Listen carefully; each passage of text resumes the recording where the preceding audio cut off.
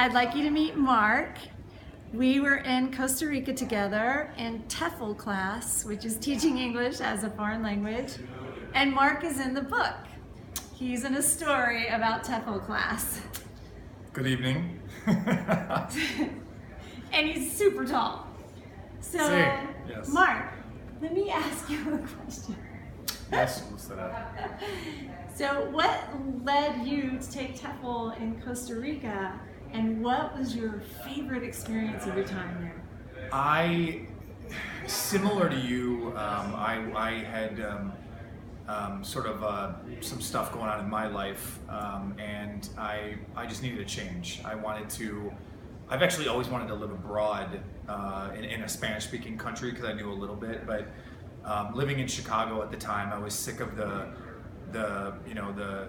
moving and shaking and that kind of like busy lifestyle, and I actually bumped into somebody who inspired me, who was actually teaching TEFL in Thailand. Wow. And I hadn't seen her in years, and she said, hey man, if you're single and you're not happy living where you're living, she's like, just look into it. You can go anywhere in the world. And I chose Costa Rica because I've heard it's amazing. And I just dove in. I just did it. I reserved my spot in the class, and then it was all just like, similar to some of her stories in the book, like bungee jumping. I just kind of just dove off, and I was like, I'm doing it. And then I eventually met her. So it was, yeah. So what was your favorite experience while you were there? I think it was probably, it had to be the TEFL class. Not knowing anybody for the first time, you're meeting all these people from all over the world. We had students from Australia and U.S. and then getting to know everybody. And then the beginning of the school, you don't know how many people are going to last through it. And there were a couple people that didn't, just like any school or any class. And the bond that we had, her and I especially, and the rest of the students, afterwards, it was like a fraternity. You know what I mean? Like, we all were tight. We were going out. Well, it was like we survived something. Yeah, we survived something. Yeah, it was like boot camp, class. right? With monkeys and mosquitoes the size of your phone, and a lot of drinks, a lot of mojitos, and Spanish cursing. So no, it was great. The friends I made are lifetime.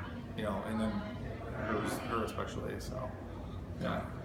Que chévere, muy chévere. Yeah. I can't speak Spanish anymore. Oh, so you do it right. for me. Yeah. Okay. ella está un buena gente. Es la rubia y quiere charlando con la mayoría de la gente en el país. Y soy un grandote como Godzilla en Costa Rica.